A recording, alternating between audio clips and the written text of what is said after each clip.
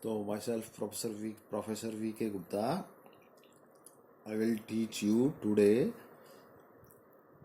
about the application of Fermat principle. Fermat principle की application में पहली एप्लीकेशन क्या है? Deduction of law of reflection from Fermat principle. क्या? Deduction of law of reflection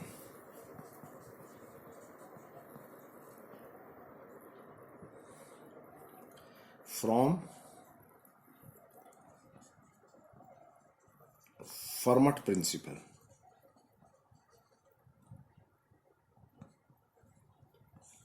Hindi में कहें हम इसको फर्मट के नियम की सहायता से परावर्तन के नियम की स्थापना.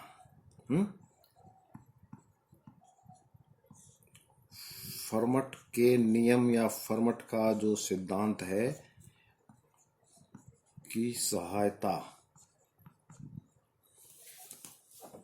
फर्मट के नियम की सहायता से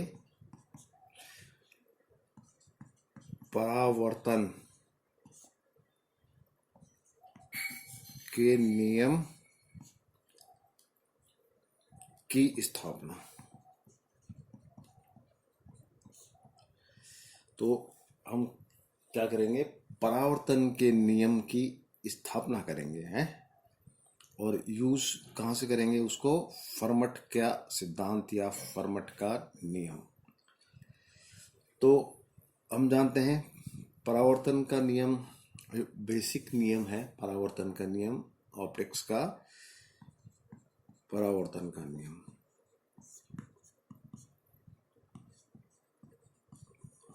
ये नियम हमने छोटी क्लासेस में स्कूल में 9th या 10th में ही पढ़ रखा है आपने. तो परावर्तन का नियम क्या होता है? ये असल में 2 पार्ट में डिवाइड है. इसमें क्या होता है कि लाइट या वेव है, प्रकाश या तरंग का किसी सतह से परावर्तन होता है. तो जैसे मैं आपको कहूं कि मान लीजिए, ये प्रकाश के बारे में बताता हूं. ये एक मिरर है. ये क्या है? एक मिरर इस साइड से पॉलिश की हुई है और इस मिरर के ऊपर एक लाइट की रे एक सोर्स से ऐसे इंसिडेंट है. ये अभी लाइट की रे इस मिरर के ऊपर आ रही है तो डेफिनेटली इसका क्या होगा? इस सतह से टकराकर परावर्तन हो जाएगा या रिफ्लेक्शन हो जाएगा और ये वापस उसी मीडियम में मान लीजिए इस दिशा में चली जाती है. तो ये हुई इंसिडेंट रे या आपतित किरण, ये परावर्तित किरण या रिफ्लेक्टेड रेज. और हम क्या करें, जिस पॉइंट पे ये टकराती है उस पॉइंट पर हम उस मिरर के प्लेन के यहाँ पर एक कहते हैं परपेंडिकुलर ड्रा करते हैं. तो ये परपेंडिकुलर है. तो अब आप देखिए, इस परपेंडिकुलर या लंब और आपतित किरण के बीच में एक एंगल बनता है आई. आई क्या है? This is the angle between normal and incident ray. और ये एक दूसरा एंगल आर. तो आर एंगल क्या है? ये परावर्तित किरण और ये अभिलंब, इसके बीच का कोण है. तो हमने अब क्या देखा? एक ये आपतित किरण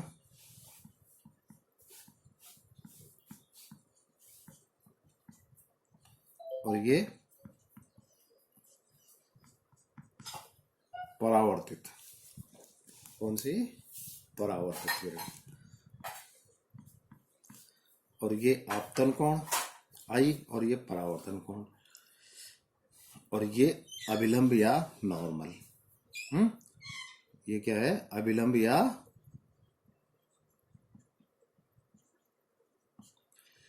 तो परावर्तन का जो नियम है इसके दो पार्ट मैंने बताए। तो पहला पार्ट तो क्या बताता है कि ये आपतित किरण, परावर्तित किरण या इंसिडेंट रे और रिफ्लेक्टेड रे और नॉर्मल अभिलंब, ये तीनों एक ही तल में यानी कि एक ही प्लेन में होते हैं। तीनों क्या क्या? इंसिडेंट रे,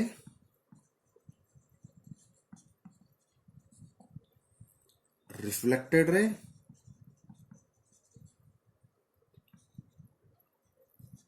और नॉर्मल। नॉर्मल इस मिरर के ऊपर परपेंडिकुलर ड्रा किया हुआ है। ये तीनों सेम प्लेन में एग्जिस्ट करते हैं। कहा? सेम प्लेन में एग्जिस्ट करते हैं, एक ही तल में स्थित होते हैं। तो ये है परावर्तन के नियम का पहला पार्ट। तो ये क्या है? पहला पार्ट है परावर्तन के नियम का, ये सब सेम प्लेन में। और दूसरा पार्ट क्या है? ये इंसिडेंट एंगल, आपतन कोण बराबर होता है परावर्तन कोण के। क्या? हम इसको ऐसे भी लिख सकते हैं, ये angle I equal to angle R। तो हम इसको क्या लिखेंगे? इंसिडेंट एंगल या एंगल ऑफ इंसिडेंट। कौन सा एंगल? इंसिडेंट एंगल बराबर रिफ्लेक्टेड एंगल।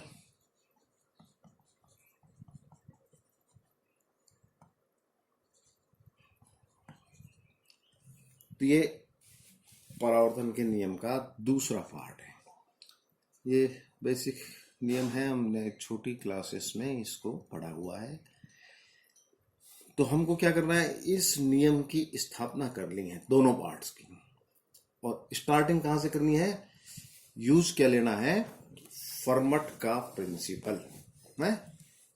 फर्मट का प्रिंसिपल, ये फर्मट का प्रिंसिपल है। तो हम करते हैं इसको फर्मट के प्रिंसिपल के द्वारा। तो हम क्या करते हैं, वो ही एक प्लेन लेंगे, प्लेन मतलब एक मिरर, प्लेन मिरर, और उसके ऊपर एक लाइट इंसिडेंट होगी। तो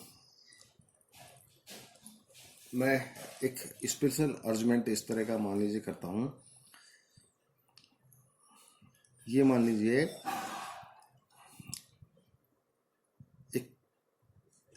ये एक प्लेन है, ये एक प्लेन तल है। हम क्या कहेंगे इसको? एक तल।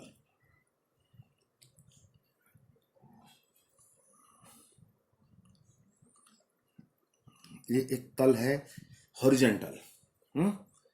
कैसा? हॉरिजेंटल या क्षैतिज। और इसके ऊपर एक वर्टिकल प्लेन या ऊर्ध्वतल रखा हुआ है।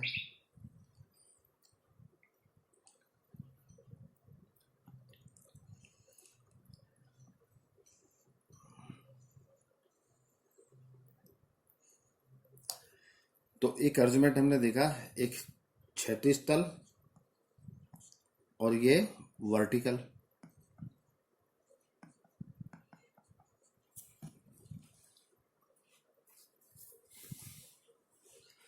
तो मैं मान लेता हूं जो क्षैतिज तल है ये मिरर है। ये क्या है?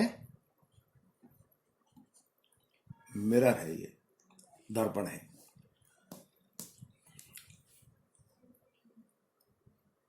तो ये दोनों एक दूसरे से 90 डिग्री के ऊपर रखे हुए हैं। एक जमीन में जैसे फ्लैट रखा हुआ है और एक उसके ऊपर खड़ा हुआ है।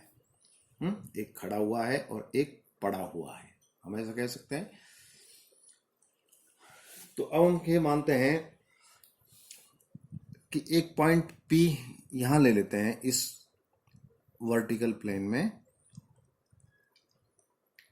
यहां से एक प्रकाश की किरण चलना प्रारंभ करती है नीचे की तरफ, और ये नीचे वाले प्लेन यानी कि दर्पण से टकराती है, और टकरा करके क्या होगा, ये वापस परावर्तित या रिफ्लेक्ट होगी होगी तो अब ये प्रकाश की किरण नीचे की तरफ चलती है। तो अब हम मान लेते हैं कि ये पहली बार ये यहाँ पर आकर के टकराती है, ये ओ पॉइंट है, ये ओ पॉइंट पे आके ये टकराती है। तो ये प्रकाश की किरण ओ पॉइंट पे आके टकराई, और टकरा करके ये हम जानते हैं वापस ऐसे वापस चली जाएगी। तो ये हम कहेंगे यहाँ पर आपतित किरण और ये परावर्तित किरण। तो अब देखिए, इस प्रकाश की मर्जी है कि ये यहां से न टकरा करके इन दोनों तलों के मिलने वाले बिंदु से न टकरा करके किसी दूसरे बिंदु ओ डैश से टकराता है। तो ये प्रकाश की किरण कैसे आएगी, ये ओ डैश तक आएगी और वापस टकरा करके यहां चली जाएगी। तो प्रकाश इस पी बिंदु, पी पॉइंट से क्यू पॉइंट तक परावर्तन के पश्चात गमन करता है। तो वो किसी भी रास्ते से जा सकता है, पी ओ क्यू से या पी ओ डैश क्यू से, प्रकाश की मर्जी है। हम या इन दोनों के बीच में कोई भी बिंदु है, इन दोनों को मिलाने वाली रेखा, और इससे भी टकरा करके वापस जा सकता है। हाँ, तो इस प्रकाश कई पथों पे जा सकता है। प्रकाश कई पथों से जा सकता है। अब ये फर्मट का जो प्रिंसिपल है, ये फर्मट का प्रिंसिपल हमें क्या कहता है कि प्रकाश किरण द्वारा पथ पी ओ डैश क्यू के अनुदिश गमन में लगा समय पथ पी ओ क्यू के अनुदिश गमन में लिए गए समय से अधिक होगा। देख रहे हैं आप, कौन से समय से, पी ओ डैश क्यू जो डिस्टेंस है, this is greater than P O Q. तो ये रास्ता लंबा है और ये रास्ता छोटा है, तो डिस्टेंस ज्यादा हुई। फर्मट का सिद्धांत क्या कहता है, या समय ज्यादा लगा इसको, डिस्टेंस ज्यादा हुई। तो फर्मट के सिद्धांत के ये विरुद्ध है। फर्मट का सिद्धांत क्या कहता है, प्रकाश उस पथ पर गमन करता है जिस पथ पर द्वारा तय किया गया पथ की दूरी या तो मैक्सिमम हो या मिनिमम हो, कांस्टेंट हो। तो कांस्टेंट होने के लिए जरूरी है कि ओ और ओ डैश बिंदु कंसाइड करें, ओ डैश एंड ओ क्या करें, कंसाइड करें, एक दूसरे के संपातित हों।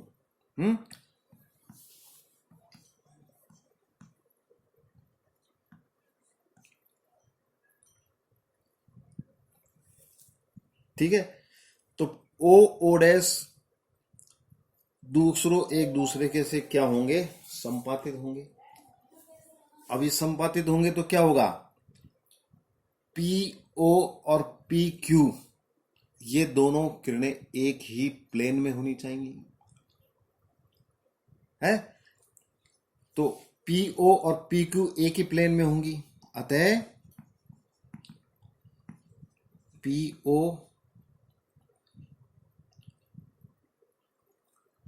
और ओ क्यू, या हम ऐसा कह सकते हैं पी ओ डैश और ओ डैश क्यू एक ही तल में होंगी।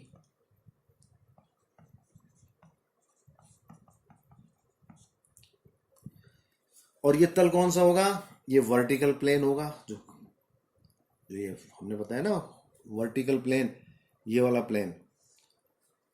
तो हम क्या कह सकते हैं कि आपतित किरण, परावर्तित किरण और ये वर्टिकल प्लेन तीनों एक ही तल में स्थित होंगे। तो परावर्तन के नियम का हमने क्या किया, पहला पार्ट है उसको आपको बता दिया। अब मैं आपको परावर्तन के नियम का जो दूसरा पार्ट है उसके बारे में बताता हूं। तो परावर्तन के नियम का जो दूसरा पार्ट है वो पार्ट क्या है, आपतन कोण और परावर्तन कोण दोनों एक ही तल में है। तो दूसरा पार्ट क्या है,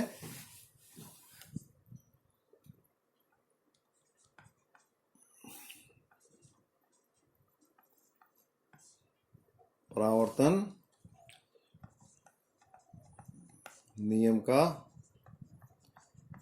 दूसरा भाग क्या है, कोण I इक्वल टू कोण R। तो ये अब हमको प्रूव करना है। नियम हमारे पास दिया हुआ क्या है, वही फर्मट प्रिंसिपल। तो हम क्या करते हैं, यहां भी वही मानते हैं, एक मिरर, ये दर्पण मान लिया, और ये पॉइंट P या ये पॉइंट S मान लेता हूं, और ये पॉइंट यहां पर कोई दूसरा B पॉइंट है। तो प्रकाश की किरण इस S पॉइंट से आती है, इस दर्पण के ऊपर टकराती है, और टकराने के बाद ये पॉइंट B तक जाती है। तो हम एक मान लेते हैं, तो ये प्रकाश की किरण मान लेते हैं, ये इस रास्ते से आई, आपतित किरण हो गई है, और इस रास्ते पे चली गई। और ये हमने इसके ऊपर अभिलंब ड्रा कर दिया। तो ये इंसिडेंट एंगल हो गया और ये रिफ्लेक्टेड एंगल हो गया। अब हम मानते हैं कि S और B जो पॉइंट हैं, ये इनके बीच की जो दूरी है ये फिक्स है ये, और ये दूरी मान लेते हैं कितनी है, D है। अब प्रकाश यहां से आके यहां टकराती है। अब प्रकाश इन दोनों के बीच हम मानते हैं किसी भी बिंदु से टकरा करके यहां किसी बिंदु से टकरा के चली जाती है। मैंने माना कि इस अभिलंब की जो दूरी है, इस S बिंदु से यहां से, S बिंदु से यहां से अभिलंब तक की दूरी, इसको X मान लिया। क्या मान लिया, X मान लिया। तो इस अभिलंब से इस B बिंदु तक की दूरी कितनी हुई, D माइनस एक्स हुई। तो यहां तक से यहां तक की दूरी x, और यहां से यहां तक की दूरी D माइनस एक्स, और टोटल दूरी हो गई है D। तो टोटल डिस्टेंस D कांस्टेंट है। लेकिन प्रकाश की मर्जी है, वो यहां से टकराए, यहां से टकराए, यहां से टकराए। तो जैसे ही प्रकाश जिस जगह से टकराएगा, ये x बदल जाएगा और D माइनस एक्स भी बदल जाएगा। तो बदलता क्या है, यहां पर x परिवर्तनशील है। x क्या है, परिवर्तनशील है। और मैं मान लेता हूं कि यहां से यहां तक की ये दूरी है, जो मिरर से और इस पॉइंट तक की दूरी है, S पॉइंट तक की दूरी, ये मैं मान लेता हूं क्या है, A है। क्या है ये, A है। और B पॉइंट तक की जो दूरी है, ये मैं मान लेता हूं क्या है, स्मॉल b, स्मॉल a और स्मॉल b। तो प्रकाश S से स्टार्ट होता है और ये O पॉइंट से टकराता है और B तक चला जाता है। तो ये अरेंजमेंट आपको ये समझ आ गया प्रकाश एस से स्टार्ट होता है और इस मिरर से टकराता है, ओ बिंदु पे टकराता है और बी बिंदु तक पहुंचता है। आई आपतन कोण, आर परावर्तन कोण, ए इसकी दर्पण से दूरी और बी इसकी पहुंचने वाले बिंदु की दर्पण से दूरी और बीच की दूरी डी स्मॉल। तो आज हम यहीं पर ही फिनिश करते हैं और इस फिगर को कंटिन्यू कल से आगे करेंगे। Thank you.